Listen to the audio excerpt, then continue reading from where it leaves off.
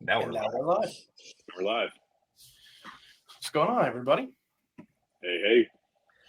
So I will let y'all go around and introduce yourselves because you're all famous. That's dubious. Let's start with Rose. Was that a joke? Let's choose the person who actually isn't famous. I'm Rose Reynolds. I write under TJ Reynolds and Atlas Kane. Yeah, nice to meet everyone, and I'm happy to be here. Let's go with Daniel. My name's Daniel Shinhofen. I'm a dirty, filthy harem writer. I like to, put that out there so people don't get surprised when they pick up my books. I don't know about the famous. The two famous people I believe are below me here on either corner because one is a major best-selling author and one is a best-selling author and doctor. And then because he won't introduce himself otherwise, beside me over here, hang on, finger, is Jay motherfucking Taylor, who was like around at the very beginning of the LitRPG movement, and he needs to be noticed for this because he won't otherwise do it himself. So if you ever wanted to know who and where and when and how, Jay motherfucking Taylor was the man to go to. Yeah, that bookshelf behind him is probably the largest single collection of signed LitRPG books all in one place at one time in Very the world. likely. They're all Just signed. about every single one. Yeah. Dear Lord. Nothing on that shelf is not signed. And there's like one row, which it's kind of being cut off because it's actually a little taller. Oh yeah.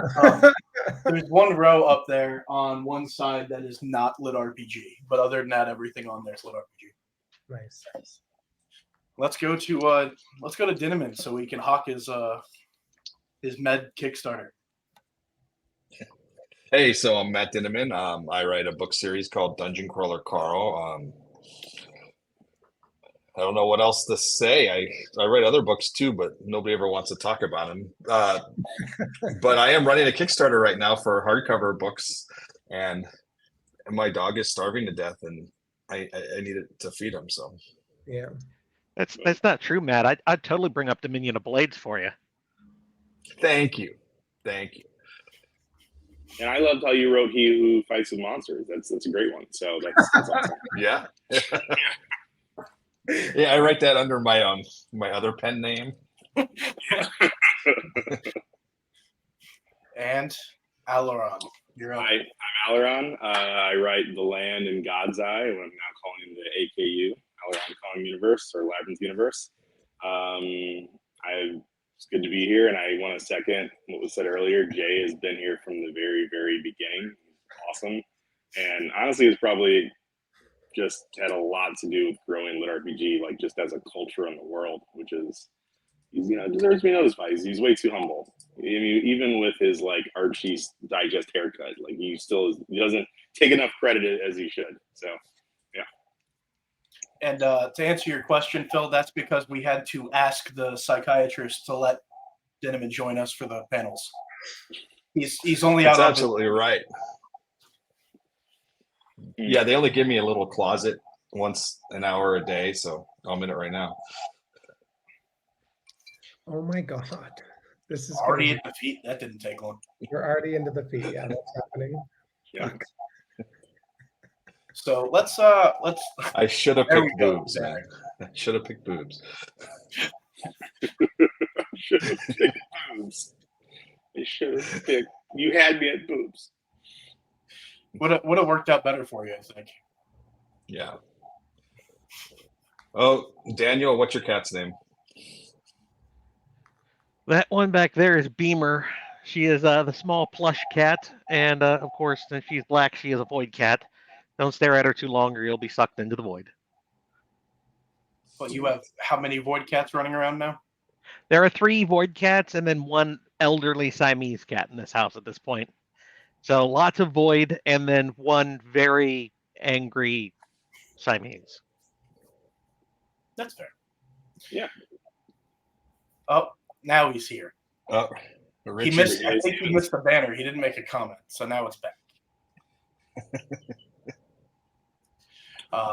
Let's go into what one of the first things that was brought up is how did what do you guys remember from the start of LitRPG?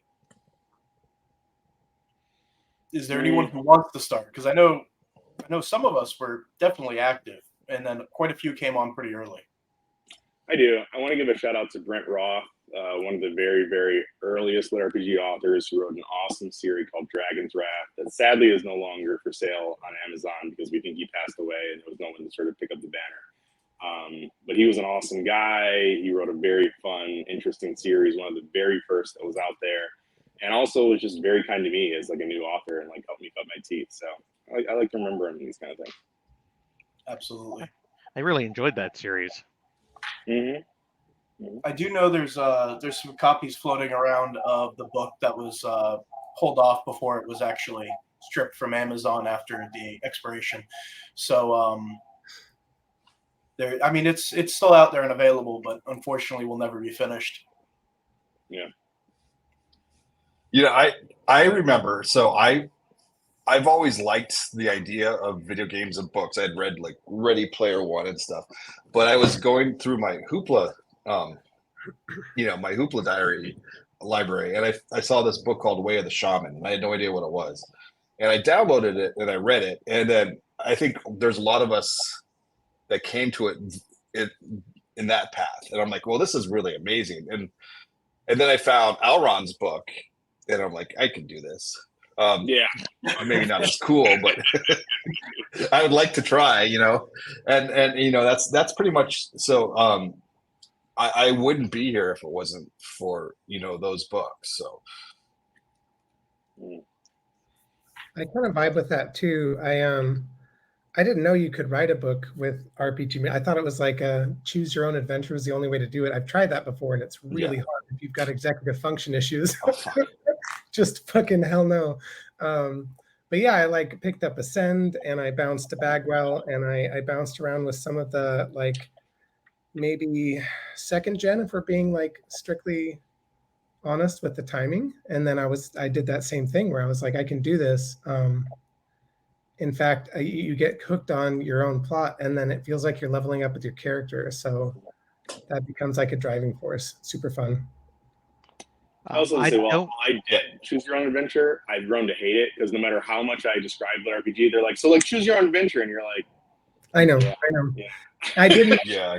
I read Ready Player One first too, but that's not really a LitRPG. It's kind of like on the. No, it's not at all. But the idea of Yeah. I actually have a choose your own adventure style book that's I want to say half written, but it's not half written because the way my brain works is I want like choices at the very beginning to affect the choices at the end, and that's not going to work because the book is going to be like 500,000 words, and it's already half written. Maybe one day I'll put it out. It's insane. Don't choose the chicken. That's all I'm saying. But yeah. I came in via my friend Sean.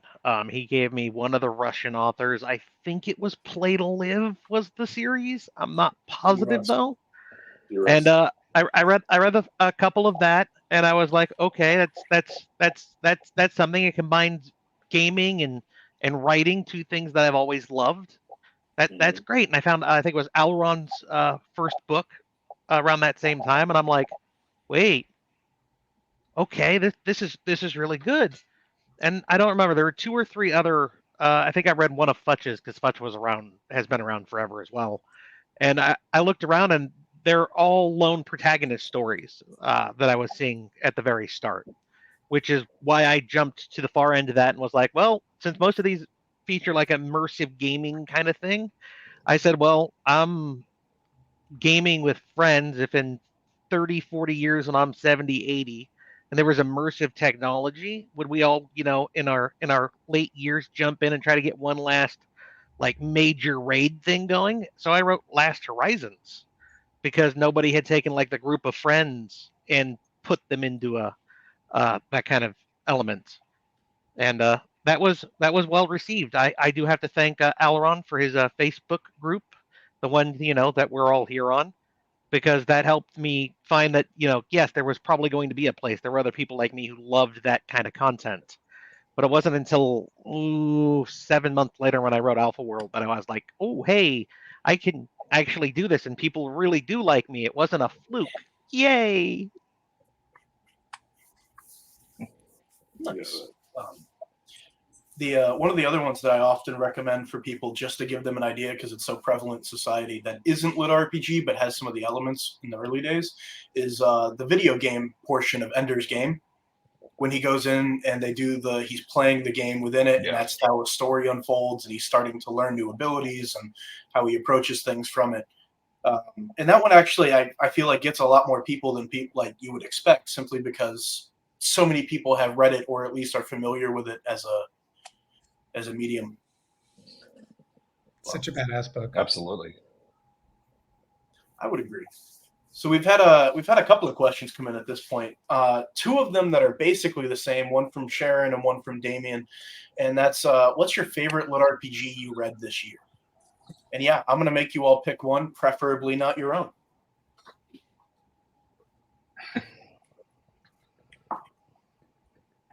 Are you gonna like pick an order or what? You notice how we're all like need three, a four. moment to think. But since you're talking, Matt, you should go. Oh man, so I haven't read too many lit RPGs this year. I am right now. I just redid all of Terry Pratchett's books, and that took a minute. But trying to think of what the most recent lit RPG I read. I try to remember like Beware of Chicken, which is my favorite book, and I'm pretty sure I read that in January of this year, so I guess that counts. That's more progression fantasy than lit RPG.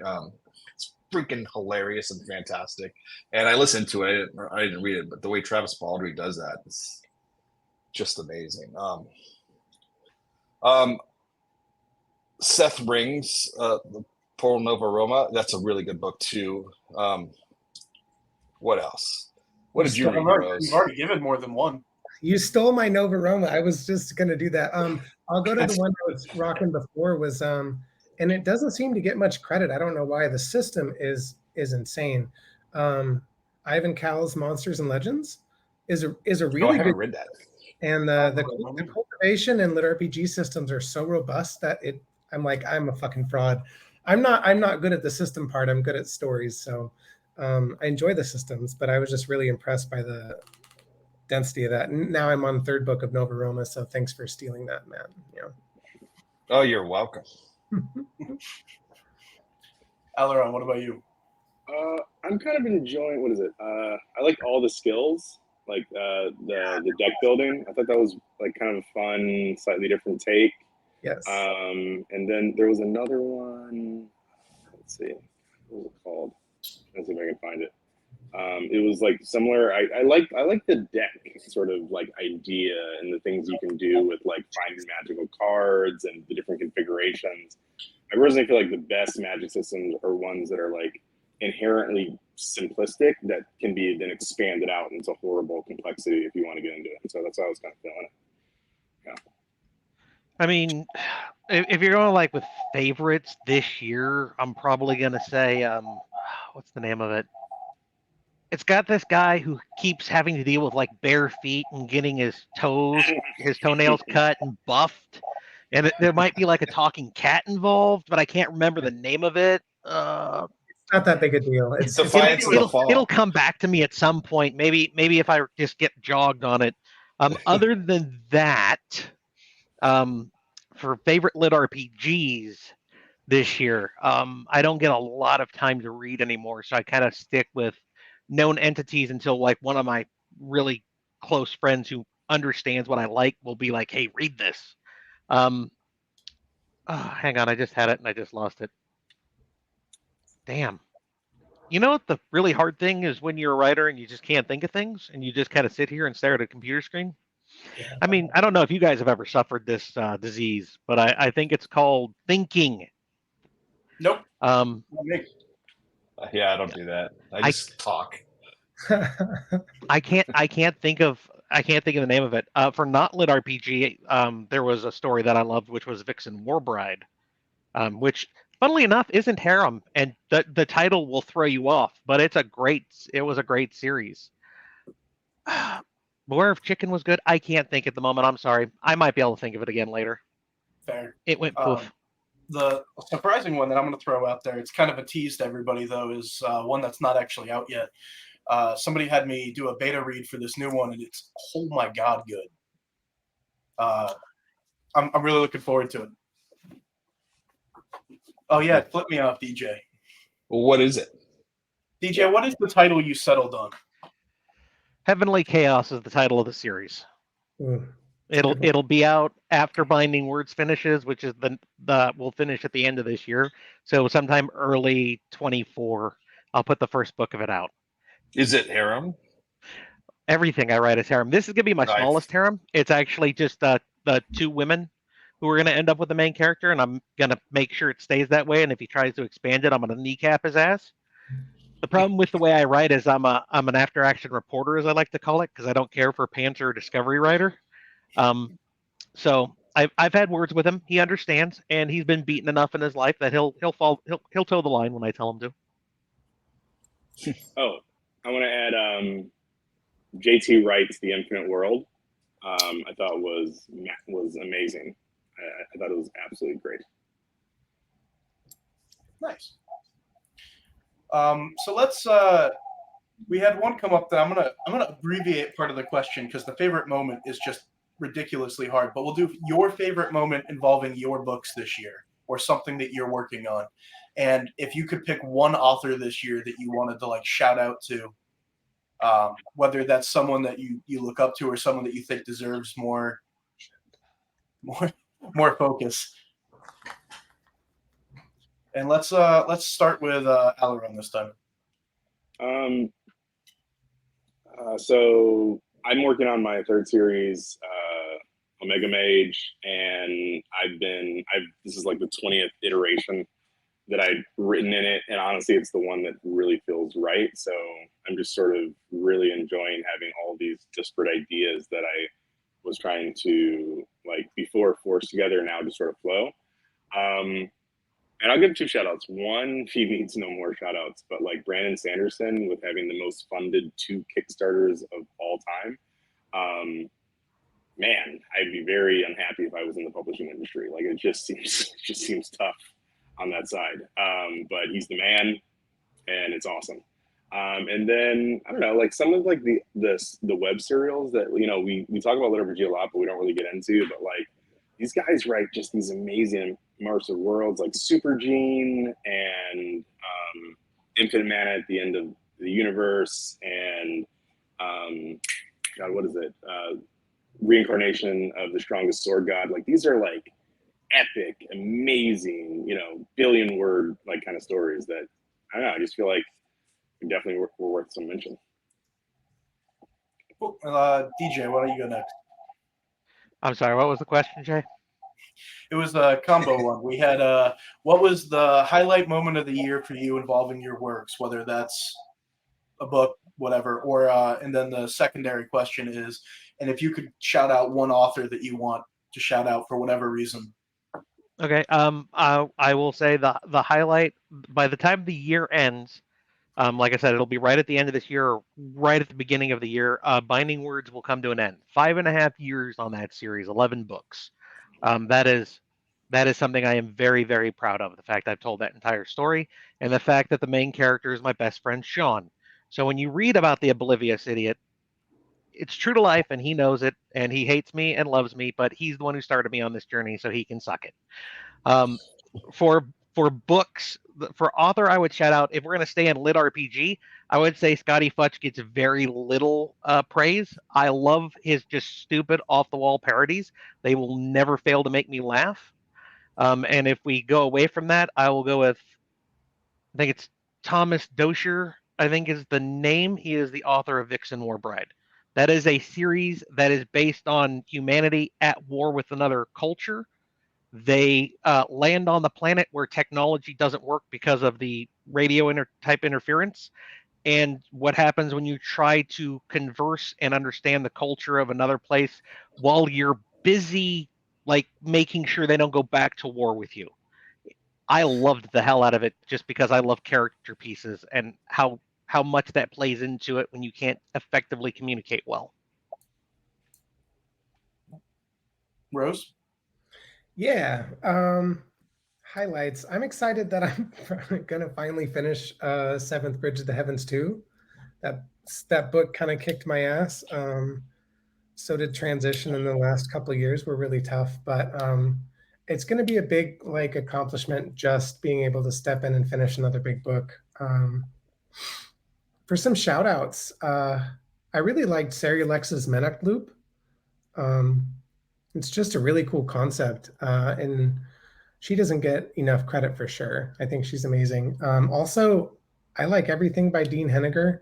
His combat is very logical and thought out. I like Derelict Dungeon. Is that what it's called? The spaceship one? Yeah. Sure. Derelict Dungeon? Come on. And Infinite Lands was fun too. I really love that one.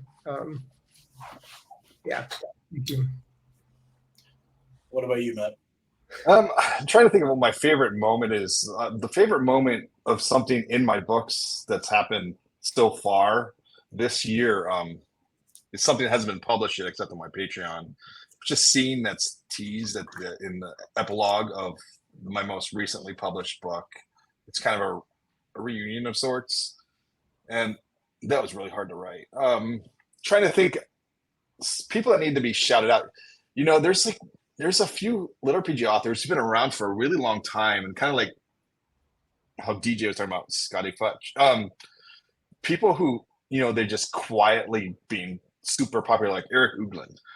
Good guys, bad guys. He's like the nicest guy in the world, and he's one of the best writers I've ever read. And his books are popular, but I feel strongly that they're not as popular as they could be. And then you have other guys like Benjamin Keary, however you pronounce his last name, who's just producing series, and they're all amazing writing. And he definitely, I suspect him and Seth Ring again, are both, you know, going to be like the superstars in the next few years.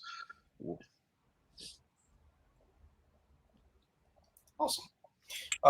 So TJ had a pretty cool question. And what was something over the past year that you've enjoyed seeing in the LitRP genre and that you would like to see happen in the upcoming year? And we haven't thrown DJ at the start yet, so no time to think. Something over the past year I've enjoyed seeing in the LitRPG genre, and something I would like to see in the upcoming year. The massive movement on Kickstarter for a lot of authors. I mean, has really from my point of view taken off this year over past years. I mean, how many now? I mean, at least 6 to a dozen authors I can think of in the LitRPG community who've thrown Kickstarters up at the wall. And then something I would like to see coming, I would like to see Dungeon Crawler thrown into some other form, like, you know, an anime or a movie or a TV show. Netflix, get the fuck on this. You know, just that kind of thing. Rose, what about you? I think Dragon Con and some of the other cons are getting some fun hype. I like the mainstream spread of LitRPG. It feels like the genre is expanding again, especially kind of COVID threw everything off and then algos were confused. So I just think it's cool that we're getting some rep and the big names are getting out there and doing big fancy stuff. Like that was a really cool event, the LitRPG at the aquarium thing. And if you want to get drunk with Aileron and some of the other big names, you should come to DragonCon, everyone. But you have to bring really good whiskey and you have to be generous. That's the rules actually. So Can confirm you do have to bring whiskey and be generous. That's the only reason me and Aileron have ever talked, is I keep getting him drunk so he'll talk to me. And other things. Yeah, it is awesome. And shout out to Geneva for you know, all that work and all the other people that worked on it so hard. Because it was a really cool venue. You get to look at the stingrays and stuff. That was pretty cool. That was and also, cool. I just love that even though LitRPG is like so huge compared to where it was initially, it's still kind of keeping the same overall vibe of like authors being accessible to fans. I honestly think it's one of the things that makes us successful, in addition to like writing, you know, awesome books and making awesome worlds, but just it feels more homegrown still, despite the fact that, you know, these guys up here, like, you know, Matt was #1 in the world like a month ago. Like, he's super chill about it, but that's insane. I'm not chill about it at all. I put it on my side of my car. I mean, like, That's how I pick up girls at the bar. I'm #1 in the world for what? Sci-fi. Excellent. You closed the deal. Chicks love it. My wife hates it, but the girls like it. You guys stole all my answers. Dragon Con, the LitRPG Under the Sea event. No matter how it looks like next year or where it may be, that we had 700 and something people just show up to party with us, and that was amazing. We're starting to see LitRPG getting higher and higher in the charts, and it's finally getting recognition in other mediums. A lot of that's not out in the open yet, but like look what Athon's doing. They have several titles that are going to be coming out on as direct translation, webtoons, comics, and that's just the tip of the iceberg of what's coming. Major publishers, major other entities are very interested in this little genre now, because there's some of us out there, like look at He Who Fights with Monsters. Look at speaking of Kickstarter, Will White's Cradle Kickstarter ended at $1.1 million just a few days ago. Travis Baldry, his book wasn't LitRPG, but it's a cozy fantasy that's adjacent. He just won. It's not technically a Hugo Award, but he won an award, like Campbell or whatever, I can't remember what it's called, for best new author. And there's lots of eyes on this world, and so next year and the year after that's going to be insane. I think I used to be afraid that it was a fad and it was going to burn out, and I think it's the opposite is happening right now.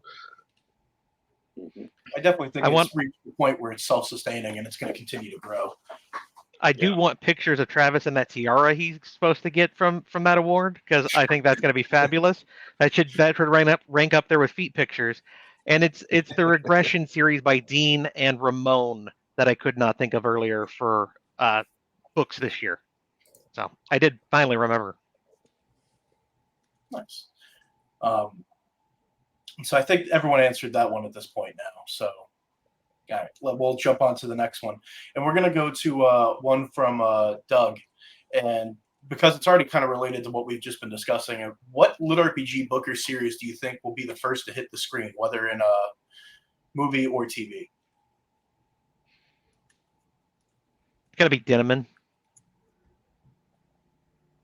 I'm throwing you under the bus every chance I get, Matt.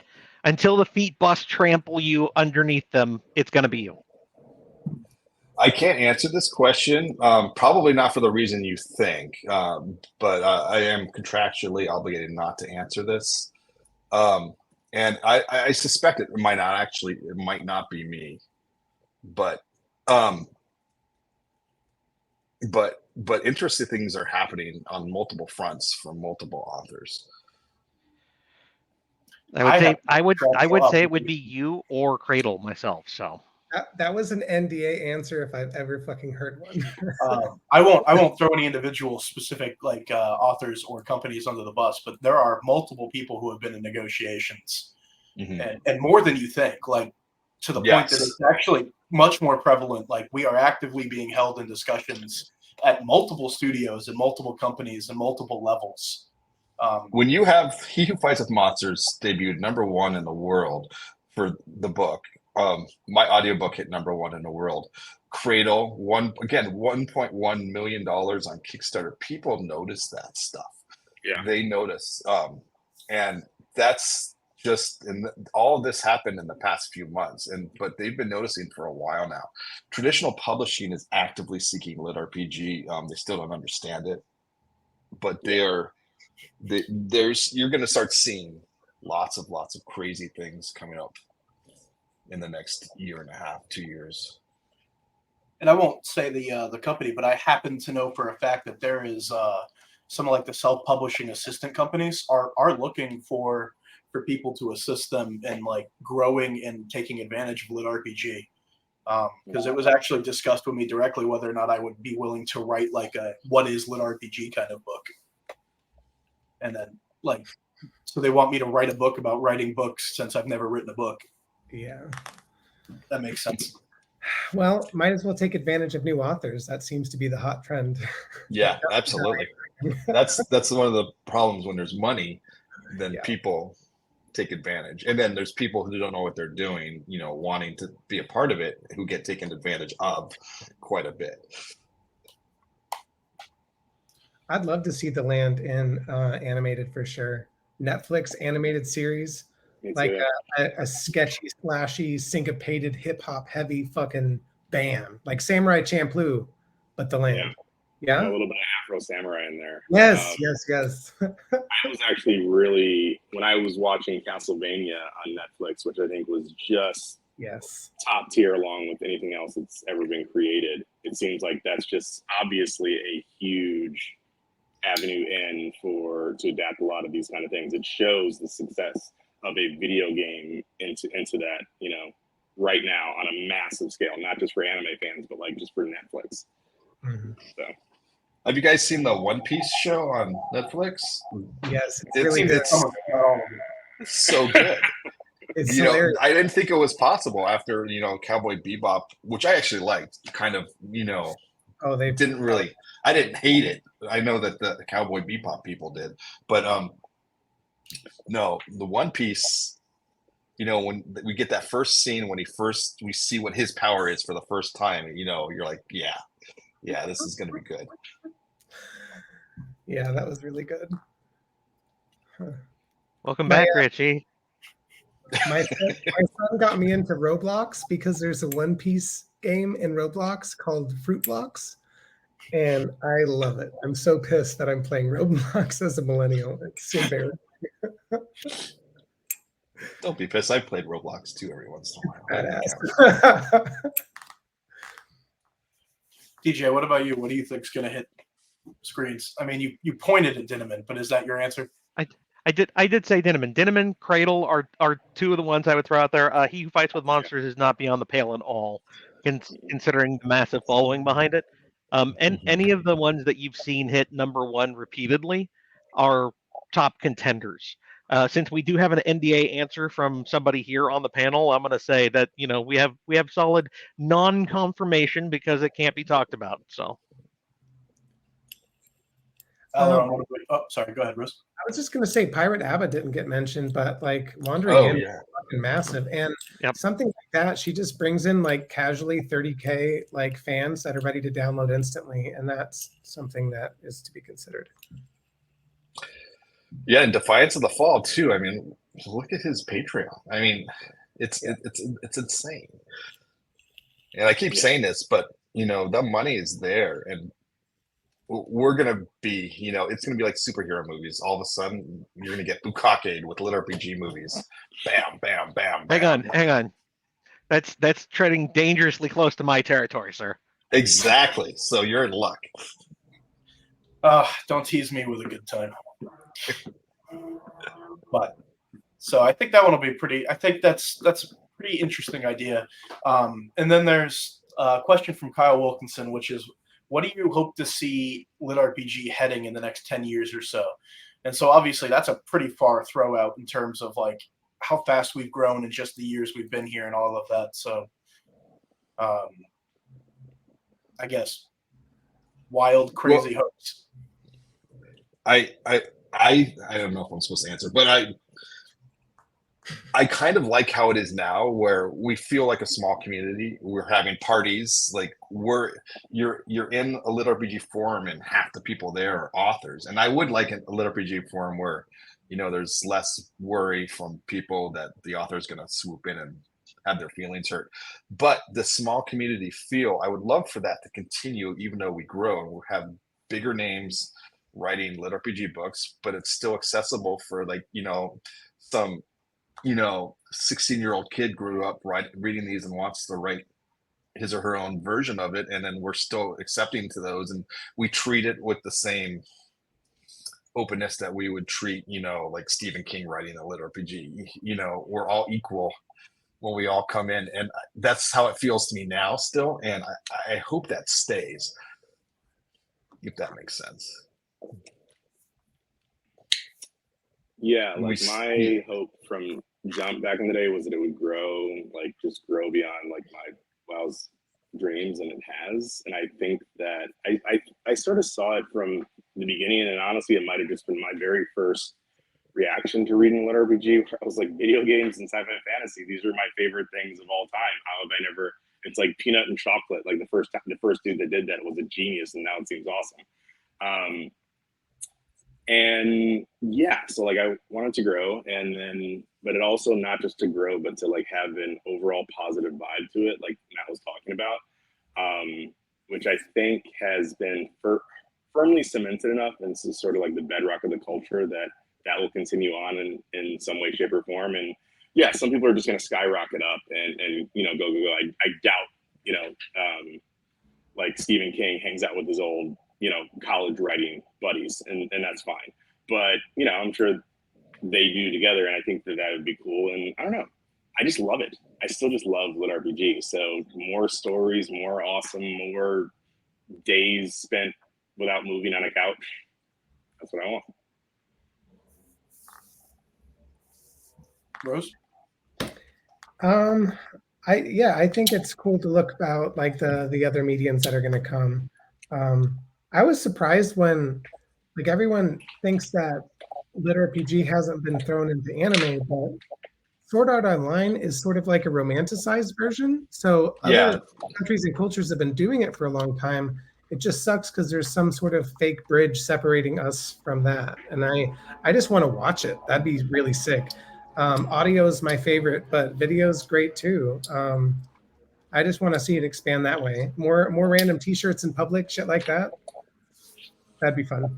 yeah, Rose is absolutely right in terms of that. I was thinking that after I said that. There's tons of anime that are lit RPG, but we haven't seen too much like one of an American or not American, but Eastern, Western, sorry, style lit RPG novel getting turned into an anime from, and that's something I would love to see. And there are so many of these that would be perfect for. I think Solo Leveling is supposed to be one soon, right? Yeah. It's in several forms. So I became a It's been- slime thing. There's that one. There's a few. Sorry. So I became Yeah. a spider is awesome. That one, It's a yeah. great one. Yeah. DJ, what But I about mean, that's the point. Like, it's this all like fans have been wanting things to happen forever because fans are fans. But like, it's like what Matt said. It's where the money is, and the money's here now. So it's an inevitability. Like people are not, and once one breaks the seal, there's going to be a mad scramble by the powers that be to grab up anyone that hasn't been grabbed up yet, which is then going to lead to more awesomeness, which will then sadly lead to the MTVification of just horribleness of some of them. So I wish everybody luck with all that. This is what I'm saying. It's been 9-10 years since like the Facebook page here kicked off, right? 2015. So we're kicking back over then. So it's about the same time span. As long as we keep like my fellows down here have said, that same grassroots, you can have a conversation with, the author that you really enjoy, and it's not, oh, don't talk to me, son. I am much too big for you. As long as we don't get there, we keep this close knit community, and it can expand into the hundreds of millions at that point. As long as we keep the feel, especially, and we bring in bigger names, that would be fine. But I honestly think that we'll see what's been talked about. We'll see the first big push of Western lit RPG coming into animated and so on and so forth, and getting picked up by uh, various entities. And as soon as the first one gets picked up and is a success, like Aileron said, floodgates are going to open, and it is going to be the Wild West for rights just across the board for anyone who is remotely successful. As soon as that happens, be prepared, because you're going to have people being like, so we want to talk. So just at that point, make sure you have trustworthy people on standby, that can vet everything for you so you don't get taken to the cleaners by the unscrupulous people that will be coming at that point as well. It's a very good point. I didn't think I would have to say that to adults, but like definitely seeing how it's happened to some authors, like get a lawyer. And if they're like, bro, we don't need lawyers, that's concerning. I mean, I don't know how else to say it. They're not actually your friends. I don't know what else to say. It's business. Yeah. You know? So let's we've had a couple of interesting ones come up here. We'll jump to another one from Kyle here, which is, do any of you see yourselves as publishers in the near to distant future? Hang on, I'm going to jump on this one. No, I have a hard enough time writing my own stuff. I cannot publish anyone else. And then I'll let everyone else go in. Yeah, I don't know. I view it sort of like, do you want to build a kingdom? Like, you know, what Dan was just saying, that's what I've done. Or do you want to build an empire where you basically have other, you know, kings and queens under you that sort of expand out? I definitely see the financial benefits of doing that. I also see the big pain in my pucker hole because of it. And I think it just kind of depends on what you want to do. I think a lot of us like do stuff because we think it's cool, or we're trying to floss, or we're trying to impress someone for no reason, and it doesn't actually translate into being happy. So I mean, I'm all for people that want to do it. It seems like it's a big pain in the asshole just every single time I see people do it. So good on to anybody that wants to do it, but not this guy anytime soon. I've kind of considered it. I don't know if I'm going to do it because of the big pain in the asshole thing. I'm just, at this point, I'm trying to find a way to balance my creative output with my executive function. Yeah, I'm trying to like find a sustainable path forward. And so I've even got like a name figured out. Hearthbound Books would be kind of fun. But if I do, it'd be super small. I don't even know. Athon must have like a massive team. That seems so stressful. But yeah, that's as much as I can say on that right now. So I want you to imagine a jar. Fill this jar with scorpions and fire ants. Sprinkle angel dust on it, and then insult their mother, and then take my pants and pour the jar down. I would rather do that than open my own publishing company. I see all these poor publishers, and they're all my friends, and they do an amazing job, but holy fucking shit, no way. I mean, also just like medically, I do feel like there's like a big concentration of personality disorders that like lend itself to people that are willing to sit in dark rooms for long periods of time to write. So it's not like you're like, oh, you're an author, you must be super well adjusted and this will be super chill and fun.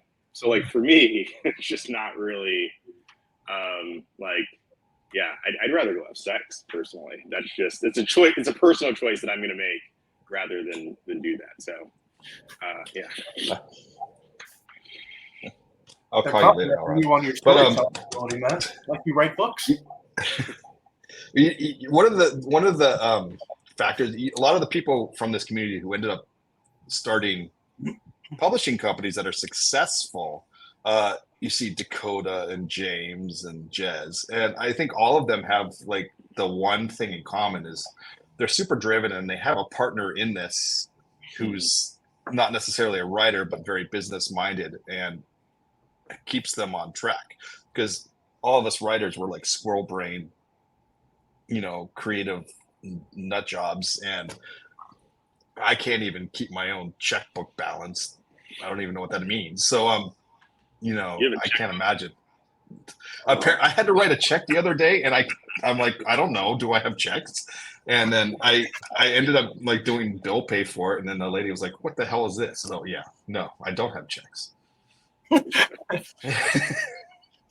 I think the goal for you guys is to make enough money that it doesn't matter that you have to balance your checkbook.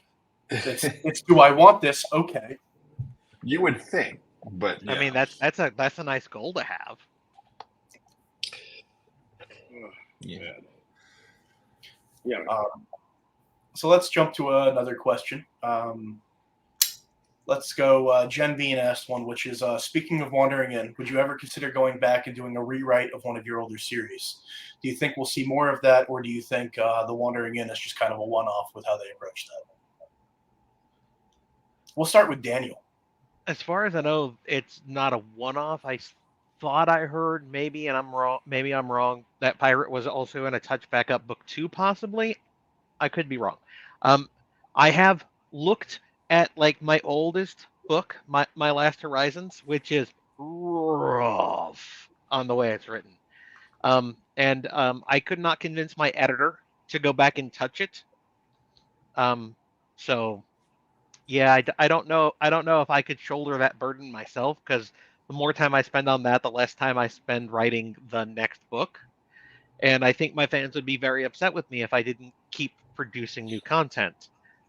Now, giving up my free time, the hour or two of gaming I give myself a day to do that kind of thing, I'm not saying that it's never possible. I'm just saying it's highly fucking unlikely.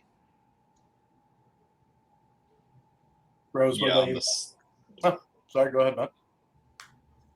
Oh, I was just gonna say I feel the exact same way. It's if I had even if I had all the time in the world, I don't think I would go back and redo it. We all look at our older stuff and we cringe.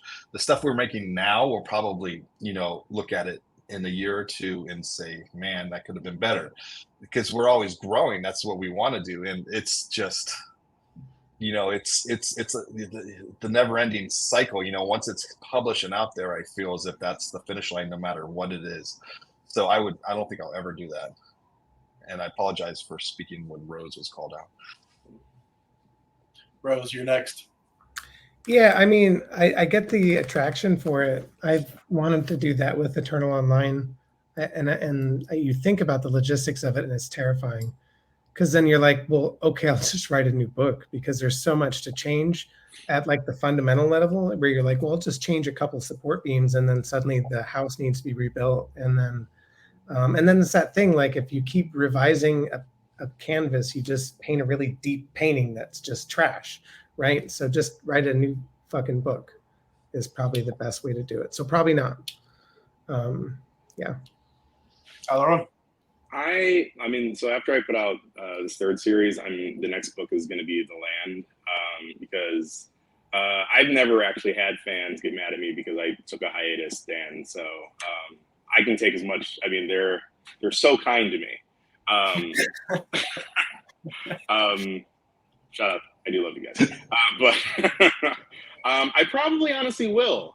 Like there's some scenes that I've written here and there when I just was up at 3 a.m. and did whatever, and that I'll probably add in just to sort of like fun little Easter eggs, since I'm circling back and it's been a hiatus. And then just sort of tighten things up, but no like major structural changes, no changes in the magic system, no nerf characters or whatever, but smooth as I like. Because that's going to be part of my process, like refamiliarizing, reading it, myself. I'm almost excited because I haven't read my own books in a while, and even when I'm writing, I'll be like, oh, that was pretty good, or like, oh my god, that was straight up garbage. So I'm kind of looking forward to that process. And so yeah, while I do it, I'm going to add in a couple new Easter eggs, a couple of fun things for my deep cut fans that they'll be able to see. Yeah. So TJ asked an interesting question, and that's the genre seems to be continually gaining more and more speed every year. Do you think that we, the authors, editors, narrators, and readers, are ready for it in order to gain more speed and growth and opportunities? I don't mind diving in on that. One of the reasons that I took a step back is that I was feeling like I was being trapped by my success. Like I never even knew of being a writer, and then sort of the accolades came. And I honestly feel like it hurt my process worrying about other stuff. So what I talk about is I was watching this Indian comedian who was very, very famous apparently in India, and then he did a Bollywood movie that just absolutely tanked.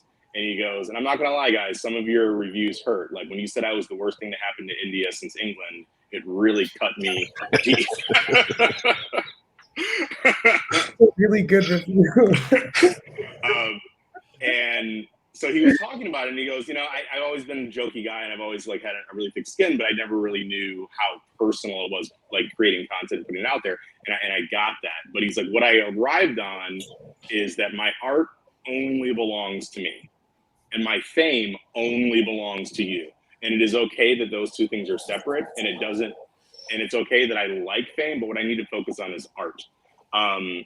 And it's the kind of thing that's easier for people on this panel to say when they've done well with their art than someone that just keeps plugging away and they haven't. But I do agree that, like, if you want to make a quick buck, make a quick buck. But if you want to make something that, can get that sort of like Star Trek treatment where 40 years later people will randomly smile because they think about something or there's a true love for it, right? Like, obey, like, be beholden to your art and let the rest of the chips fall where they may. That's my 2 cents on it. Who wants to go next? Because this one's involved, so I don't want to just throw you under the bus if you need some time to think. I'll jump in. I think it's like Matt was saying earlier with the like money drives everything, especially right now. The groceries are kind of disturbing right now. So if we can't keep up, someone else will. LitRPG is going to keep going. So it's an interesting question. Like, the narrators are getting worn out, but new narrators are coming in rapidly, and it's just expanding. So new butts are going to be in the seats. Yeah, I absolutely agree. When there's such a demand for it. I mean, look at the number of books that are coming out now versus like 4 or 5 years ago. Before, like, the LitRPG podcast with Ramon, he could do every single book that came out. And now there's more books coming out in a single day in this little genre than he could do in a month or in a year in some cases. And it's growing by leaps and bounds, and whether we're prepared for it or not is kind of a moot question. It's happening, the train is getting faster and faster. But yeah, it's weird that, it's weird seeing meeting LitRPG fans out in the real world that it's not in a con environment. That's a new thing to me too. I met a TSA agent who knew who I was. That's insane. So, it's getting there. Yeah. Did he take you back and ask for feet pictures at that point? I'm just curious. No. I was waiting for not yet. It is really cool being recognized, but the smoothest one that I had is I was actually in Chicago, and me, my girl, and her brother had the Ferris Bueller's Day Off outfits on, and we were reenacting the parts in the Art Institute. And there was like one scene where like we were doing like the classic where everyone's like, like this and wearing all the costumes. And I'm like, hi, would you mind taking this photo? And he goes, yeah. And then like he takes the photo. I'm like, hey man, thanks. And he goes, yeah, no. And I really love Alma. And I'm like, what? And he goes, aren't you Aileron Kong? And I'm like, yeah. And he goes, yeah, I love your books. And I'm like, that was so chill. The way you just did, like, that was like really smooth, whatever. But it is kind of weird and fun. It's amazing. DJ, Rose? Rose jumped in. I was the only one who hadn't, and I was hoping you'd forget. But since you didn't, I guess I'll jump in. Whether or not, like other people have said, we're ready for how fast things are going to progress at this point. I mean, because movie deals and TV deals and everything is rapidly coming down the pike way faster than you would have thought 2 years ago, 4 years ago, 8 years ago when things started really kicking off. Yeah, and within 2 years, I expect to see something by somebody who's made it big in the genre published on, Netflix or something.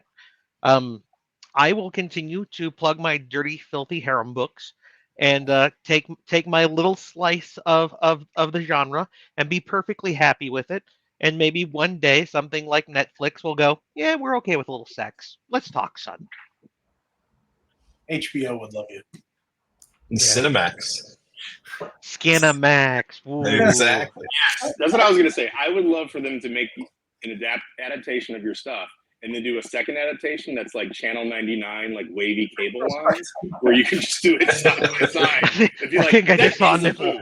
It is a nipple. Like, quick, before it goes away. You are singing the song of my people, Aaron. No, man, Yeah. we've all been there.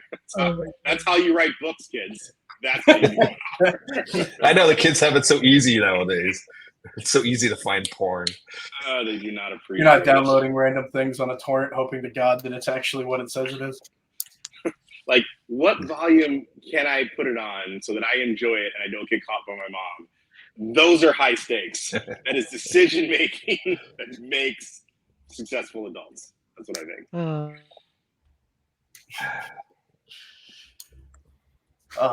It's just that Facebook user. So we'll grab this one too. Is there an up and coming author that you guys want to call out?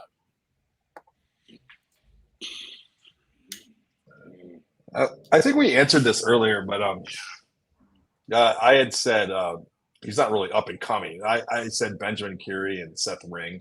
Both of them are amazing authors. There's there's so many people when you go to these events, Dragon Con and the 20 bucks to 50K, which I'll be at next week. There's so many, newer authors that are just getting into it, and you know them and you read their stuff that they haven't actually published yet, and they're all amazing. And there's so many ones I want to call out. There's Rachel Cooper and Aoife Way. I can't remember what Aoife's L.M. Hughes, I think, and R.A. Cooper are their names. They just have one series out, and they're amazing writers. Who else? Who else? I already named several people. Rose, you go. Kyle Keeling's pretty cool. I really like Shadeslinger. That was a fun It's series. amazing. Kyle's like Frank. so chill and like reasonable financially. So he needs to have a crisis in his life so he can like write more books. But I want to understand, Speaking of Kyle, I ordered the Frank the Axe that he had like had actual reproduction axes, and he ordered them, and I got an email this morning from the manufacturers like, holy shit, you guys ordered so many of these things, I need more time.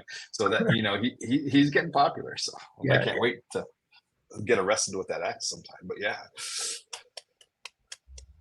I can't call out a new author because, as I said, I have very limited time to read anymore. That I can't say who's a newer author and who's not, and who I've actually read up late who's a new author. I look forward to this doctor guy who's hopefully putting out a book soon. He might, I don't know, have written before or not. It's hard to say. I think it's like King or Kung or something like that. You have no idea the number of people that will like say like Aileron, and they look at my black face and they're like, King, right? I'm like, not a typo. It is. And equally, hear this out. I got paged to the hospital one time, and it's this guy named Dr. Chen. And he like calls up and he's like talking to me super excited on the phone, and I walk up and he's like, hi, and I'm like, hey, I'm Dr. Kong, and he goes, oh, and I'm like, I know you're disappointed. He goes, no. He's like, no, I know there's not a lot of Asians here. I would have been super excited too. I am Asian. I'm also just black and Asian. It's a whole thing. Let's see. Brian Norden is cool. I think TJ is not new. Lombardi is not new, but he's also on the up and coming. Definitely give him a shout out. I don't get to read nearly as much. That's one of the things that I was actually doing on my hiatus, is reading a lot of stuff and having a great time with it. But now that I'm writing actively again, I don't get to read nearly as much. That was like the old joke about being a LitRPG author. You don't get to play LitRPGs and you don't get to, read lit. So, yeah. Yeah. Nice. I would say that Brian had an amazing book when he released that earlier this year. That one was phenomenal as well. He's another one who could have a crisis of employment and would write more books. But I guess working for the company that provides us with Baldur's Gate 3 is an acceptable means for his other time. So you're saying we should try to get him fired?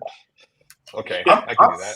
I didn't say those specific words. I'm just saying. No, you implied it. If we flooded his email with feet pics, then that would accomplish what we're saying right now. I mean, it's that or bear porn, right? It is Baldur's Gate. I mean, what's the difference? That's the same thing for me. It's the pause that get me the raws. That's how I do. Are you saying you weren't a fan of the bear scene? What is happening? No, I'm saying you say you want to get the man fired. We got to do it right. At least be true to the original. Yeah, I mean, because obviously funny is lube, so that's fine. That's already a bear thing. So we're staying consistent is the main point. So we And need to that get at the him end of the canceled day- without ruining his writing career. Yeah, let's get him fired so we can make him write more. Great Yeah. idea. We are at time. All right, Brian. If anyone wants to say a quick message, since we can go over, since there's no one after us except for the after party. We can do what we want. Wait, you mean we're not the after party? That depends on how much we've had to drink. Shout out to Jay Taylor again, one of the OGs, one of the guys that made LitRPG what it is. Awesome dude. Yeah. Jay and Geneva, of course, who G-Money. single-handedly keeps all this stuff running. Half the authors here can't even function without her. So, yeah, it's amazing. I think we can all say that Jay motherfucking Taylor's pretty awesome. Been around, like Kong said, since the beginning. And then Geneva at the moment, I think, is like the big star for like just organizing all the massive events that LitRPG has had of late. I mean, Under the Sea, the Guildify Con so that we've had for a couple of years now. I mean, she has done some work for the community and needs that major shout out. So we can keep, getting her to do these things, and she wants to do them. Not that we have to stand behind her with the whip, unless that's, of course, what she wants. That's also how it works. Removing that image. I want to say thanks to like the string of mods and admins that kept the LitRPG Facebook alive, despite the spice and the controversy and lots of lovely infighting and very scary trolls and fans that sometimes need to be cut out because people get a little cray. I'm happy that the group's still around. I was always thinking it was pretty cool. And so that was a lot of unseen work that people had to do to like fight back to keep things sane, right? So, yeah. Just a little bit of work. Just a little bit of work. Like, is Evan still around? Why wasn't he at Dragon Con? I wanted to drink with Evan. Mostly because he's drinking himself to sleep every night because he's modeling. He was here for like a day, and then he had to go back. But yeah, he was here with this lovely lady. Got to catch up for a little bit. But it's a good point because that Evan's been around for a long time too at this point. But a lot of the guys who came in and helped and did a lot of work. They worked hard. Like they burn out. Yeah. Like it is very quick and easy to like dive into a community and just lose yourself, and then like a year later be like, well, wow. Yeah. So I'm out. Yeah. Well, all right. So we'll do the awkward 3-second wave, peace sign, whatever we want to do, and call it. See you guys at the Discord party.